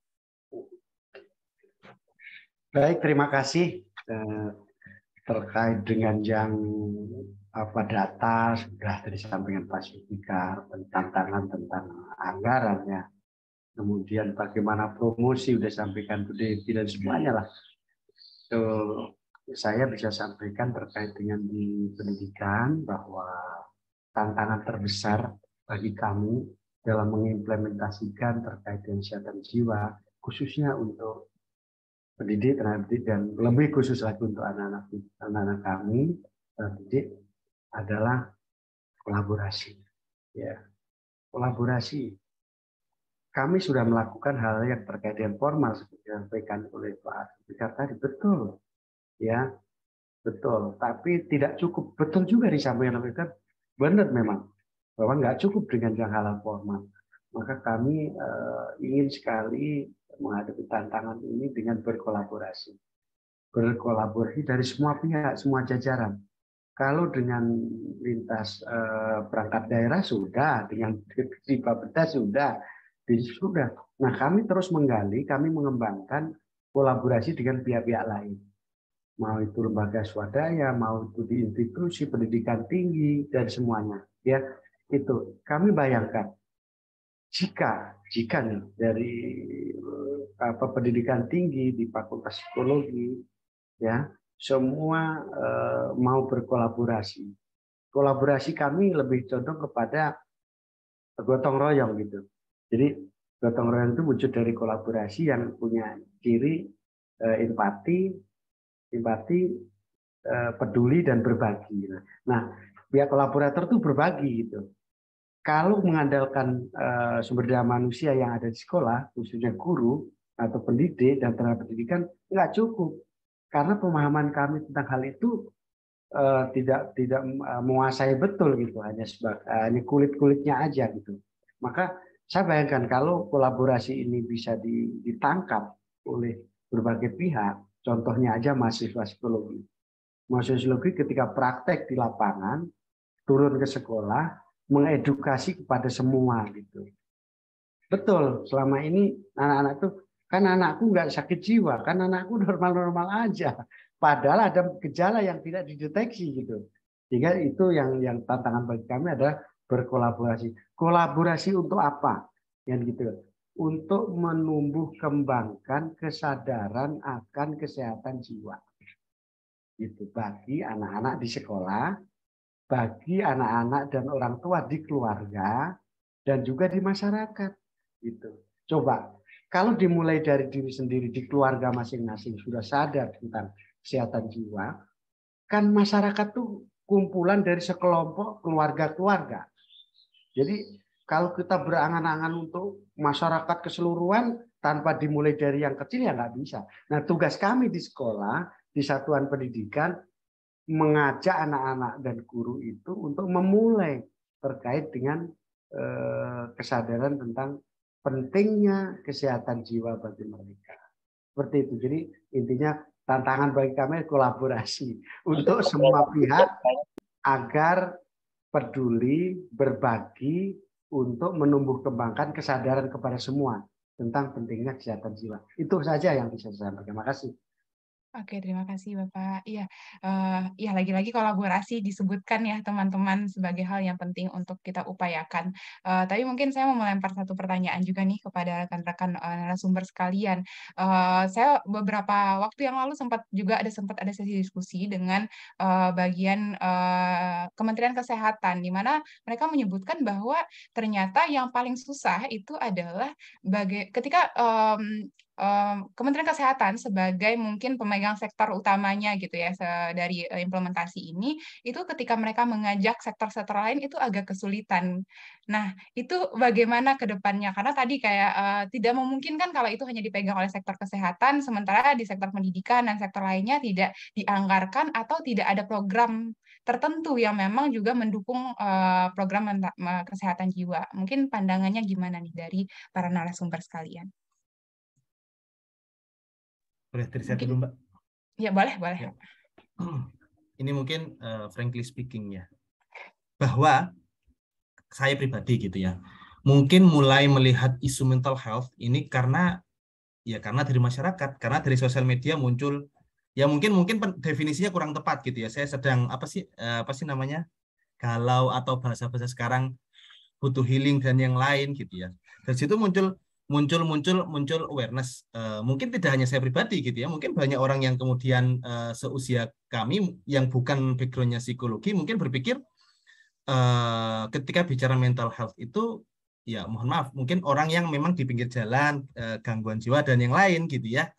Itu yang mungkin kami bayangkan gitu ya. Kami tidak membayangkan sejauh anak yang kemudian pendiam ada masalah dan yang lain belum pada saat sebelumnya belum pernah berpikir sejauh itu gitu ya. Nah, itu mungkin yang kemudian menjadi kendala di setiap kementerian lembaga juga. Nah, kenapa kami awali dengan seperti itu? Saya rasa setiap kementerian lembaga pun harus memahami konteks isu mental health ini tidak hanya sebagai aktivitas dalam mengurangi orang-orang yang kemudian ya dalam tanda kutip pasung, gangguan jiwa, atau yang kemudian berkeliaran di jalanan, tidak hanya seperti itu, tapi dari sisi prevensi tadi yang disampaikan. Nah, di Indonesia, ini mungkin kami sampaikan, kalau kemudian di Indonesia, sesuatu itu butuh paksaan. Nah, butuh paksaan. Paksaannya lewat apa? Paksaannya memang ya kami belajar dari isu yang lain gitu ya. Sekali lagi kami belajar dari stunting. Stunting itu isunya kesehatan loh. Tapi sekarang gerak semua kalau rekan-rekan sekalian melihat laporan anggaran untuk stunting itu cukup besar dan dari 21 kementerian lembaga. Dengan satu sasaran yang sama yaitu keluarga dengan balita, ibu hamil dan ibu menyusui. Sasarannya sama. Kenapa? Karena dipaksa. Dipaksanya cara apa? Yang pertama harus ada political will. Nah, kalau kemudian bicara political will, maka harus diturunkan dalam suatu regulasinya yang maksa. Regulasinya yang dibutuhkan apa? Kalau kami berpikir justru regulasinya yang setinggi-tingginya, kalau bisa undang-undang. Itu kenapa kemudian salah satu poin kami mereview saat ini adalah mereview undang-undang kesehatan jiwa dalam background study. apakah itu sudah cukup menggambarkan konteks isu jiwa atau tidak. Karena kalau kita bicara Undang-Undang Kesehatan Jiwa, ternyata di dalamnya tidak ada suatu penugasan atau amanat kepada setiap sektor untuk melakukan sesuatu. Gitu ya. Yang kedua, nah ketika paksaan itu ada, memang yang harus kita jaga dalam konteks tadi kan pertanyaannya adalah bagaimana kemudian pelibatan lintas sektor, gitu ya. Yang kedua, memang harus tadi ketika dipaksa perannya, maka dipaksa dari sisi anggaran. Mekanisme anggaran kita itu saat ini masih kalau kami merefleksikan gitu ya, terkadang masih besar kemungkinan ada silo-silo gitu kira-kira, sehingga setiap orang memiliki misi masing-masing, sehingga itu kenapa kemudian dalam konteks pembangunan rencana pembangunan nasional kita ada yang namanya program prioritas, di mana di tahun 2023 ini contohnya itu ada kurang dari yang diusulkan 70, kita hanya memilih 14 yang namanya major project. Ini contoh, maksudnya yang akan kita lakukan ke depan gitu ya. Memang untuk major project saat ini belum ada terkait kesehatan jiwa, tapi major project ini kemudian menekankan setiap kementerian lembaga yang terlibat di dalamnya harus memiliki satu output, di mana output itu berimplikasi ada budget spesifik yang kemudian digunakan untuk tertentu gitu ya. Nah, cuman kembali ke pernyataan kami di awal, bahkan memaksa pun itu tidak semudah yang dibayangkan gitu ya. Karena sekali lagi memaksa itu kan tidak bisa kemudian force melakukan suatu paksaan tapi tidak ada apresiasi, tidak ada kesamaan persepsi gitu ya. Nah, cara untuk kesamaan persepsi itulah yang kemudian memang perlu dilakukan. Itu yang kami sampaikan juga ke Kementerian Kesehatan. Memang Kementerian Kesehatan tidak punya tangan untuk memastikan mereka terlibat, tapi upaya Kementerian Kesehatan untuk mengadvokasi sektor lain jangan berhenti. Karena disitulah kemudian penyamaan persepsi bisa muncul gitu kira-kira. Jadi kalau masalah tentang, memang kalau tanya kepada Kementerian Kesehatan mampu atau tidak, mereka pasti tidak mampu. Karena mereka tidak punya wewenang untuk itu. Tapi bahwa mereka punya fungsi untuk mengadvokasi, upaya terus-menerus memasukkan pemahaman-pemahaman itu, maka tangan-tangan yang lain yang kemudian dilaksanakan. Salah satunya kami yang memang mencoba untuk mengcapture dari makro. Itu yang kemudian kenapa kami tadi, ini terakhir yang kami sampaikan, di awal kami sampaikan refleksi, karena kami harus mengakui bahwa di periode 2024 isu mental health ini kami tidak menjadikan isu yang concern gitu. Bahkan kalau dibaca di dokumen RPJMN bukunya, narasinya tidak ada indikator yang mencerminkan isu kesehatan jiwa. Nah, itu kenapa kemudian kami sampaikan sebuah refleksi, karena kami menyadari mungkin salah satunya karena itu gitu ya. Tapi kami kemudian apakah kemudian pasti masuk di RPJMN selanjutnya, ya upaya kami ke sana ada, tapi sekali lagi dalam penyusunan dokumen kan juga ini ya sifatnya lintas sektor kolaborasi tadi prinsip-prinsipnya gitu ya, sehingga kami tetap harus berkomunikasi dengan banyak pihak dalam hal ini. Itu mungkin salah satu mekanismenya yang mungkin terbayang untuk saat ini, Mbak Puspita. Oke, terima kasih Pak. Ya, jadi lagi-lagi ya, ini sebenarnya banyak faktor teman-teman. Jadi nggak bisa kita mandangnya hanya, oke ini masalah kesehatan jiwa, ya udah kita berobat atau apa gitu. Tapi memang butuh banyak upaya dari masyarakat juga ya tentunya di sini untuk bisa melihat ini juga secara menyeluruh gitu, dengan ikut terlibat, ikut menjadi bagian, atau yang mungkin udah punya komunitas juga lebih aktif lagi juga engage dengan pemerintah untuk memperlihatkan bahwa memang isu mental health ini penting gitu. Karena keterbatasan waktu, mungkin kita akan masuk ke pertanyaan-pertanyaan dari peserta terlebih dahulu. Terima kasih sekali lagi untuk paparan dan juga diskusinya. Saya belajar banyak juga pada pagi hari ini. Mungkin pertama ada pertanyaan dari Saima untuk Kak Debbie. Bagaimana cara menyembuhkan mental untuk seorang pelajar yang dirasa belum dewasa untuk menyelesaikan masalah? Bagaimana nih Kak Debbie kira-kira? Mungkin ini berarti aku langsung jawab aja ya Mbak Puspi ini ya formatnya. Baik, terima kasih Syaima untuk pertanyaannya. Mungkin sedikit disclaimer juga di awal, di sini aku bukan psikolog gitu ya, lulusan S1 psikologi, jadi bukan psikolog klinis yang memang bisa memberikan saran-saran yang sifatnya terkait klinis untuk masalah isu kesehatan mental. Tetapi kalau ditanya gimana cara membantu menyembuhkan mental seorang pelajar yang dirasa belum dewasa untuk menyelesaikan masalah, mungkin langkah praktisnya yang bisa aku sarankan gitu ya, adalah untuk cari bantuan ke orang terdekat. Nah, orang terdekatnya ini mungkin pasti teman-teman bisa lihat ya, bisa menilai sendiri kira-kira ini tipenya gitu, apakah judgmental gitu kan, tadi juga sudah disebutkan ya, stigma dan diskriminasi terhadap isu kesehatan mental tuh masih banyak gitu ya, mungkin dianggap, masa gitu doang, udah apa namanya udah ngomel, masa gitu doang udah sedih gitu, dikit cengeng gitu. Nah, mungkin bisa dicari orang-orang yang memang tidak judgmental gitu ya untuk bisa bercerita.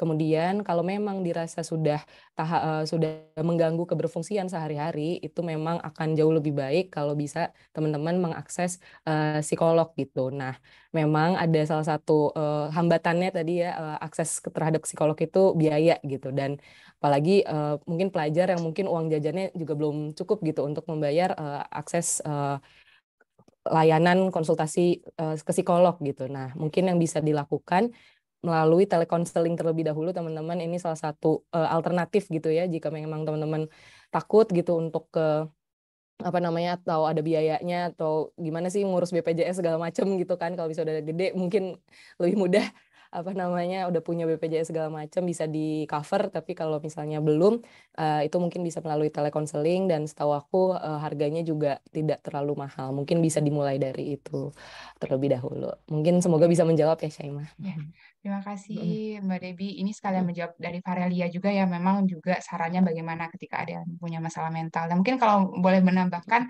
sekarang ke puskesmas juga bisa ya teman-teman, itu juga lebih murah lagi dan ada BPJS-nya juga gitu. Jadi kalau ada teman-teman yang punya masalah, jangan ragu untuk mengakses layanan BPJS karena itu psikolog juga kok yang ada di situ gitu. Oke. Nah, mungkin kita lanjut dulu ke pertanyaan dari wait, sebentar. Dari William, untuk Bapak Purwosusilo nih Pak, bagaimana kira-kira apabila organisasi atau komunitas peduli kesehatan jiwa yang tersebar luas di Indonesia ingin berkolaborasi dan tertarik berdiskusi dengan pemerintah? Salah satu hal yang sedang dikoordinasikan adalah mengumpulkan teman-teman organisasi atau komunitas seluruh Indonesia dalam wadah supaya bisa berjalan lebih beriring dan selaras. Nah, jadi kira-kira strategi untuk engage atau menggandeng pemerintahnya seperti apa nih, Bapak? Baik, terima kasih Bu Puspita. Izin sebelum saja ke Pak William ya. Tadi Ibu sampaikan bahwa terkait penganggaran dari kegiatan ya. Terkait penganggaran, Dinas Pendidikan itu saat ini fokus pada promotif dan terapeutik. Kalau mau kuratif nggak bisa karena bukan ahlinya gitu. Ya, gitu ya. Nah, terkait dengan penganggaran kami sudah berupaya terkait dengan layanan di BK, ya, kemudian pelatihan melalui jaklat, pelatihan guru-guru BK terkait bagaimana melakukan pendampingan terhadap anak-anak agar kalau ada anak yang terkait dengan gangguan kejiwaan secara dini itu bisa terdeteksi. Jadi kami menganggarkan untuk pelatihan melalui UPT kedua KPTK 2, melakukan pelatihan, mengundang narasumber ahlinya, mengajari guru-guru kami untuk bagaimana mendeteksi secara awal gitu. Nah, setelah nanti terdata, tadi dipetakan, diprioritaskan siapa sih anak dari sekian anak ini yang perlu segera untuk ditangani, maka kami sangat hangat sih kerjasama selama ini lintas BD, lintas SKPD dengan dinas kesehatan itu melalui paskes kesehatan itu kami sangat hangat gitu. Kami kirimkan ke sana dan seterusnya. Kemudian terkait dengan Pak Willem, Pak, terima kasih. Ini Dinas Pendidikan itu sama kok dengan Jakarta Kota Kolaborasi. Jadi Dinas Pendidikan nggak bisa sendiri, ya. Maka langkahnya apa, Pak? Tinggal bersurat aja untuk audiensi, nanti Pak William dan tim hadir di sana, kemudian kami menerima seperti apa yang akan Bapak sampaikan, kemudian kita sama-sama nih berjalan bersama untuk melakukan satu treatment yang sesuai dengan apa yang diharapkan. Seperti itu Pak, silahkan nanti bersurat, kemudian audiensi kita bicarakan bersama. Terima kasih, kami terbuka. Makasih. Iya, dan mungkin saya juga orang yang sudah menyaksikan keterbukaan dari Disdek DKI juga nih Pak, karena kita terima kasih juga atas supportnya untuk program kita Sahajiwa for School pada tahun ini juga. Oke, mungkin itu sudah untuk menjawab pertanyaan dari William. Kita lanjut ke pertanyaan dari mungkin dari Lavia, tapi saya mau nanya dulu ke Bapak Arifi ya untuk pertanyaannya. Jadi isu kesehatan mental masuk ke dalam SDG 2030. Waktunya sudah sisa 8 tahun lagi nih Pak, masyarakat awam khususnya daerah yang sulit dijangkau serta pengetahuan info tentang mental health juga kurang, tapi lingkungan tempat tinggal mereka cukup memberikan tekanan pada mereka. Nah, gimana kira-kira upaya yang bisa dilakukan gitu Pak untuk mungkin pemerataan pengetahuan kali ya maksudnya di berbagai tempat ini yang memang tadi sudah sempat dibilang ya nggak bisa one solution fit for all gitu. Baik, terima kasih Mbak Puspi, terima kasih juga. Ini mau ditanya ke saya, Mbak Ke Puspi? Pak Arifi dulu, Oh, sorry, nanti silakan. Debbie. Ya. Ya, saya Silakan. juga, saya baru tahu kok di mention saya. Ya, Saya makasih. teruskan. Ya mungkin kalau kita bicara SDG sisa 8 tahun, mungkin terkadang begini Mbak, ini mungkin tricky, ini jawaban kami di luar konteks kami sebagai bagian dari birokrat gitu ya.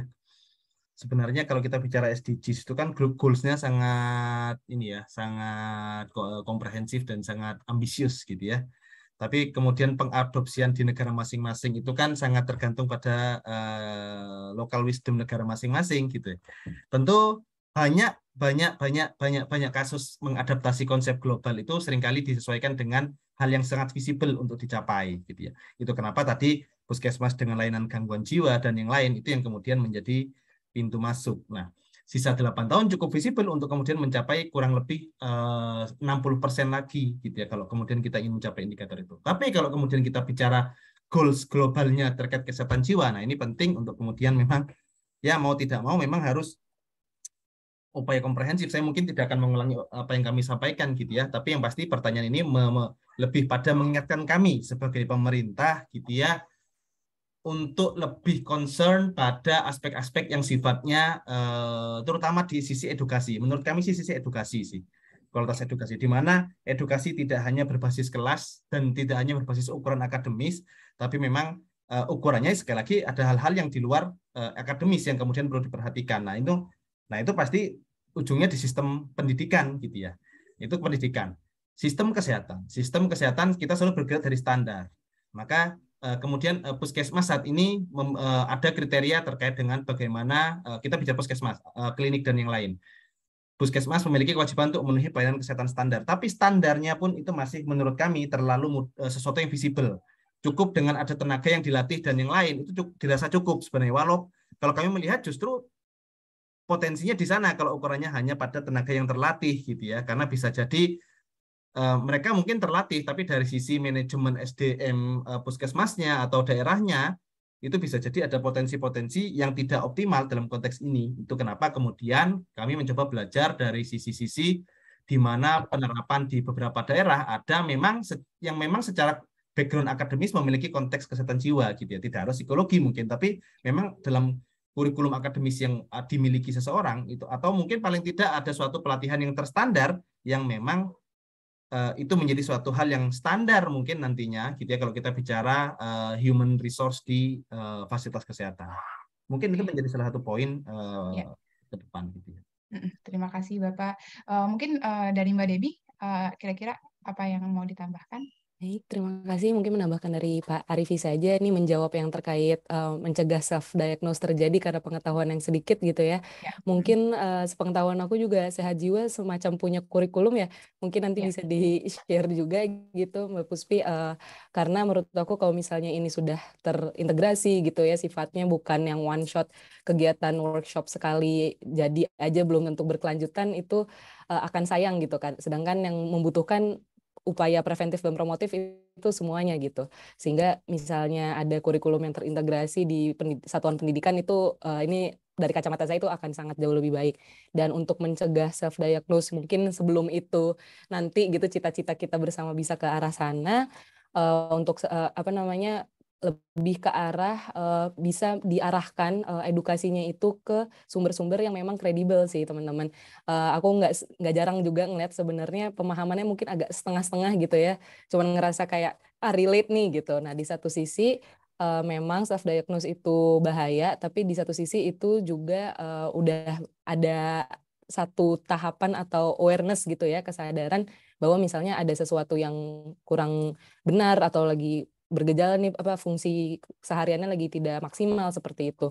Bisa dari sana untuk diarahkan ke memang sumber-sumber yang kredibel atau komunitas-komunitas yang kredibel. Mungkin itu saran aku sejauh ini sih Mbak Puspi. Terima kasih. Terima kasih Mbak Devi. Iya, setuju sekali juga ya teman-teman. Jadi jangan ditelan mentah-mentah informasinya gitu ya. Apa yang dirasa relate belum tentu kesimpulan akhir gitu ya.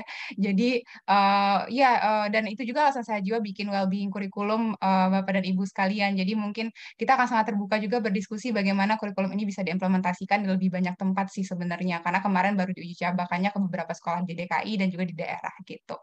Oke, kita lanjut mungkin untuk pertanyaannya. Kayaknya masih bisa beberapa pertanyaan lagi. Ini ada untuk Pak untuk Pak Zulfikar, untuk Pak Arifi juga.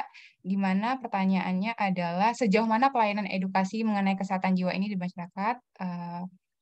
Di daerah saya pelayanan kesehatan jiwa di puskesmas itu masih terbatas, bahkan ada teman saya mencoba pelayanan tersebut malah dihina Pak atau dianggap lemah, sehingga karena hal tersebut banyak yang takut nih Pak untuk mencoba walaupun gratis ya.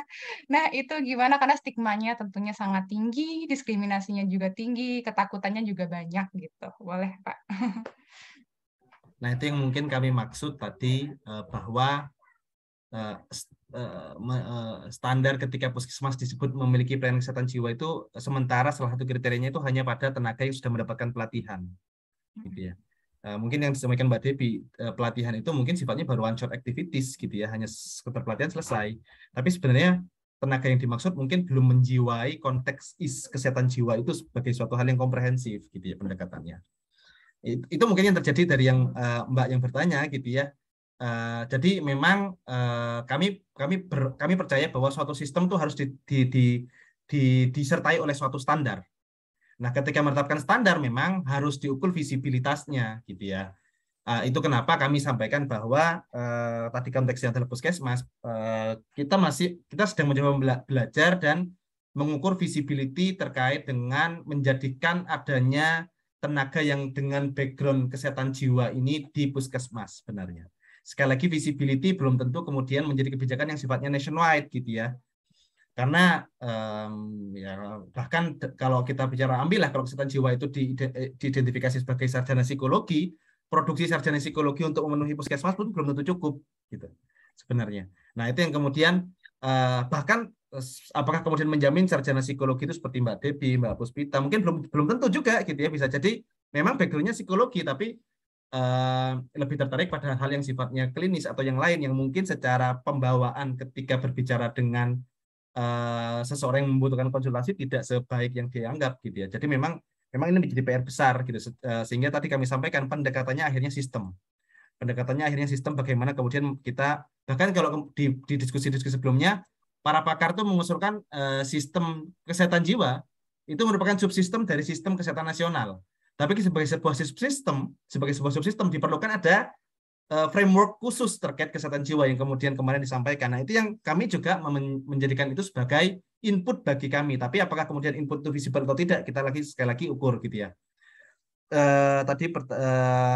Nah itu yang mungkin bisa kami jawab gitu ya. Tentu ya itu sekali lagi bahkan tenaga kesehatan di puskesmas pun belum tentu memiliki persepsi yang sama terkait dengan isu kesehatan jiwa. Itu aja. Ya. Bahkan seorang dokter pun, seorang perawat pun yang sehari-hari bersentuhan dengan kesehatan belum memiliki konsep kesehatan jiwa. Yang kedua yang harus kami sampaikan gitu ya, ini kondisi sebenarnya di Indonesia, puskesmas di Indonesia itu overburden. Kapasitas kesehatannya dibandingkan dengan demand pelayanan kesehatan mulai dari ujung prevensi hingga kurasi, hingga rehabilitasi itu belum mampu memenuhi semuanya. Mungkin kalau di Jakarta puskesmas sudah sampai ke level kelurahan, sudah di-equip dengan berbagai macam tenaga dan sarana yang cukup gitu ya. Tapi kalau di daerah seringkali bahkan satu orang perawat itu harus memegang isu kesehatan lebih dari 1 atau 2 isu. Sehingga mungkin bisa jadi ketika muncul yang isu kesehatan jiwa, halah ini isu remeh-temeh. Nah, itu mungkin bisa jadi muncul karena faktor itu. Jadi PR-nya banyak nih kalau kita bicara puskesmas. Kualitasnya, kapasitasnya, burden-nya gitu ya. Nah, itu yang mungkin memang ya sekali lagi kita harus terbuka. Itu memang masih menjadi tantangan yang harus kita overcome di pembangunan ke depan nih di Indonesia. Terima kasih, matur nuwun, Pak. Iya, terima kasih Bapak, penjelasannya sangat luar biasa sekali. Lagi-lagi tantangan bersama dan harus kita selesaikan juga bersama-sama ya, karena banyak PR-nya teman-teman. Nah, mungkin karena waktunya juga sudah menuju akhir, mungkin saya di sini mau minta mungkin sedikit closing statement nih dari masing-masing pembicara. Mungkin boleh 1 menit masing-masing ya. Mungkin boleh dari Mbak Debbie terlebih dahulu. Baik, terima kasih banyak Mbak Puspi. Mungkin aku mau dimulai dengan mengapresiasi sekali lagi atas upaya-upaya yang sudah dilakukan oleh teman-teman sehat jiwa dan teman-teman komunitas lainnya gitu ya. Kadang emang rasanya mungkin kalau kita nggak menyatukan nih antara atau menjembatani nih antara orang-orang yang memang peduli dengan pengambil kebijakan atau yang memang mengambil bisa menyusun budget, menyusun anggaran segala macam, yang ada akan ada diskrepensi nih, orang terus bagus ada upaya di grassroots tapi sistemnya nggak berubah gitu. Jadi aku di sini sangat mengapresiasi upayanya dan tentunya terbuka juga untuk kolaborasi lebih lanjut untuk mengadvokasi upaya kesehatan jiwa. Semoga yang sudah tertuang semua di RPD tadi dan di dokumen-dokumen lainnya bisa diimplementasi. Tentunya dengan dukungan teman-teman semua. Terima kasih. Terima kasih. Oke, selanjutnya kita ke Pak Purwosusilo. Baik, terima kasih. Closingnya gini kalau dari saya, bahwa kita tidak bisa berjalan masing-masing antara kesehatan fisik, kesehatan jiwa atau psikis, dan sosial ya. Jadi saya sangat berharap semoga para pemangku kepentingan yang peduli, pihak yang peduli terkait dengan sosialisasi atau apalah namanya, baik di institusi maupun di masyarakat, itu menjadi satu kesatuan. Karena tidak terpisahkan kok ketika seorang anak punya kelainan kejiwaan, itu pasti ada hubungannya dengan sosial, mungkin di lingkungan terdekat di keluarga, dan juga mungkin terkait fisiknya kan gitu. Banyak contoh penggunaan narkoba dan sebagainya itu sangat komprehensif. Jadi closing saya, mari sama-sama kita mulai saat ini untuk berjalan beriringan, berjalan secara paralel terkait kesehatan, fisik, mental, juga sosial. Saya rasa itu. Terima kasih. Terima kasih Pak Purwosusilo sudah mengingatkan kita lagi kalau semuanya terkait ya teman-teman. Tidak bisa satu saja kita urus, tapi semuanya harus saling terkoneksi satu sama lain. Oke, mungkin terakhir dari Pak Arifi, silakan Pak. Baik, mungkin saya simpel aja. Jadi saya mungkin menyetir apa yang kami sampaikan di awal, bahwa input itu menjadi kontribusi yang penting dari masyarakat kepada pemerintah. Input itu ada 2 menurut kami. Satu, sifatnya rekomendasi gitu ya. Atau yang kedua bahkan sekedar cambukan. Cambukan itu bisa dalam bentuk suara sumbang gitu ya. Jangan salah bahwa saat ini pemerintah itu sudah mempunyai beberapa konsep terkait analisis big data yang berbasis sosial media. Kami gitu ya kemudian sangat tertarik pada isu mental health, salah satunya karena banyak suara-suara di sosial media yang menunjukkan bahwa mental health ini semakin menunjukkan sebagai isu yang sepertinya terus bergulir gitu ya dibandingkan periode pembangunan sebelumnya. Justru dari situlah kemudian kami berpikir sepertinya mental health ini perlu kita analisis lebih jauh, kami sebagai Bappenas gitu ya. Jadi menurut kami kontribusi sekecil apapun lewat sosial media ketika memang itu menjadi keresahan bersama, tentu pemerintah tidak akan kemudian menjadikan itu hanya sebagai isu yang kemudian hilang begitu saja gitu ya, tapi tentu akan mencari tahu lebih jauh kenapa muncul isu ini. Lalu kemudian kalau ingin kontribusi seperti sehat jiwa dan berbagai macam organisasi tadi, itu tentu jauh lebih baik sebagai bagian dari memberikan tidak hanya evidence tapi best practice kepada pemerintah yang mungkin bisa diadopsi dalam konteks pembangunan program-program pemerintah. Itu mungkin, Mbak. Makasih. Iya, terima kasih banyak Pak. Terima kasih untuk semua narasumber kita yang luar biasa sekali ya. Sudah berbagai perspektif nih dari nasional, lalu kita pindah sedikit ke daerah gitu. Lalu kita juga lihat dari sisi implementasi gimana. Karena perancangan tanpa implementasi, bohong implementasi, tapi kalau nggak dirancang dengan baik juga agak bisa menimbulkan masalah-masalah berikutnya gitu ya Bapak dan Mbak sekalian. Mungkin dari Sehat Jiwa itu kita mengajak juga teman-teman semua di sini mungkin membagikan tadi ya apa yang didapatkan tadi, karena masalah kesehatan mental itu akan jadi beban kesehatan global di tahun 2030. Kita tidak ingin ini menjadi satu hal yang angkanya makin lama makin besar dan makin besar tanpa mitigasi yang juga dari hulu ke hilir gitu ya, itu dari promosi, preventif, kuratif gitu. Jadi jangan sampai angkanya banyak di gangguan teman-teman, tapi sedini mungkin kita sebagai orang yang tahu diri kita juga aware dan sadar bahwa kita yang harus menjaga terlebih dahulu kesehatan kita dan juga kesehatan orang-orang di sekitar kita. Mungkin itu, terima kasih sekali lagi, senang sekali hari ini diskusinya Bapak Ibu sekalian. Mungkin saya kembalikan kepada MC, silahkan. Baik. Baik, terima kasih Kak Puspi yang telah memandu sesi talk show kita pagi hari ini. Terima kasih juga Pak Arifin, Mbak Debbie, dan Pak Purwo Susilo yang sudah berbagi kepada kita semua yang hadir, dan semoga diskusi dengan Bappenas, Sekretariat SDGs dari Pemprov DKI Jakarta, dan sekaligus juga dari Dinas Pendidikan DKI Jakarta tadi, menambah pengetahuan kita semua dan memacu semangat untuk bersama-sama meningkatkan kualitas kesehatan jiwa di Indonesia. Selanjutnya adalah sesi foto bersama yang akan dipandu oleh operator. Silahkan, Kak Operator. Baik, terima kasih Kak Rintis. Oke, di sini mari kita foto bersama untuk teman-teman yang bisa on cam. Yuk kita on cam untuk ini untuk capture di experience nih untuk teman-teman semuanya. Yuk kita buka. Di sini akan ada 3 halaman, jadi akan 3 kali foto, namun random ya. Jadi teman-teman senyum saja, terus tahan senyum pepsodentnya biar kita bisa capture nih senyum-senyum teman-teman yang punya semangat untuk kemajuan kesehatan mental Indonesia. Oke, sudah banyak nih yang siap ya. Oke, baik kalau gitu aku siap untuk share screen. Hitungan mundur. 3, 2, 1, senyum. Oke, halaman selanjutnya. 3, 2, 1. Yang terakhir. 3, 2, 1. Oke, sudah semua. Saya kembalikan ke Kak Rintis. Baik, terima kasih Kak Utari. Selanjutnya, kami juga mohon kesediaan teman-teman untuk mengisi form feedback yang sudah kami chat di room Zoom ya, di chat Zoom. Dan sambil teman-teman mengisi formulir tersebut, saya juga ingin menginformasikan beberapa informasi yang sayang sekali untuk dilewatkan. Jadi di bulan November mendatang, Sehat Jiwa akan kembali melaksanakan Sehat Jiwa Youth Camp 2022, atau kita biasanya sebutnya dengan SJYC nih teman-teman. Ya, SJYC merupakan pelatihan kepada anak muda Indonesia untuk menjadi duta kesehatan jiwa yang akan menjadi perpanjangan tangan Sehat Jiwa dalam mengedukasi tentang kesehatan jiwa di daerah ataupun komunitas terdekat.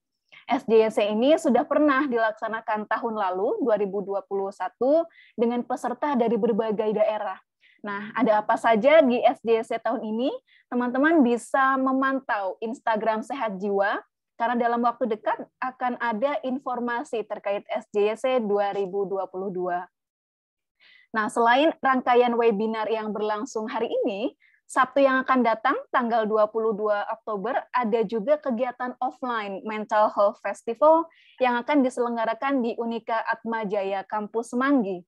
Untuk teman-teman yang ada di Jakarta dan sekitarnya, dan tertarik untuk belajar dari organisasi atau komunitas yang peduli dengan kesehatan jiwa atau para change makers-nya, atau kalau teman-teman juga ingin ikut talk show terkait cara mengelola stres, teman-teman bisa cek informasi lebih detail di Instagram @tabula.id. Nah, informasi yang saya sampaikan tadi juga menandakan akhir dari talk show A Call to Government Making Mental Health Actions Priority. Dan untuk teman-teman yang mengikuti sesi webinar selanjutnya, Global Initiative and Tech Innovation in Mental Health Services, bisa tetap standby di ruang Zoom ini dan dipersilakan untuk istirahat sebentar. Mohon bergabung kembali bersama kami pukul 10.50 ya teman-teman. Jadi terima kasih dari kami, saya selaku MC, mohon maaf atas segala kesalahan dan kekurangan. Terima kasih dan atas perhatian teman-teman dan sampai jumpa. Terima kasih Mbak semua.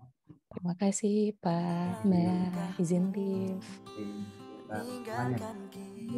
Ya. Izin live.